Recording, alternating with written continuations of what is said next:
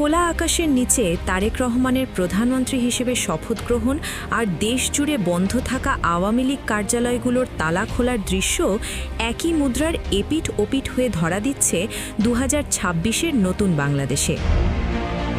গত 18 মাস ধরে যে অফিসগুলো ছিল নিস্তব্ধ, যেখানে ধুলোর আস্তরণ আর জং ধরা তালা ছিল নিত্যসঙ্গী, সেখানে হঠাৎ করেই ফিরছে প্রাণের স্পন্দন।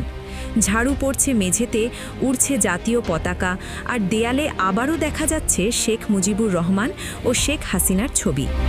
রাজনৈতিক বিশ্লেষকরা বলছেন, এই পরিবর্তনের সূচনা হয়েছিল 12 তারিখের ভূমিধস জয়ের পরদিনই, এবং সাবেক আওয়ামী লীগপন্থী ভোটার জামায়াত এনসিপি জোটকে ঠেকাতে ধানের শীষে ভোট দিয়েছে। বিএনপি এখন সেই ব্যালেন্স রক্ষা করতে চাইছে। 17 বছর পর ক্ষমতায় ফেরা বিএনপির জন্য এখন সবচেয়ে বড় চ্যালেঞ্জ তাদের মিত্র জামায়াত ও এনসিপি জোট।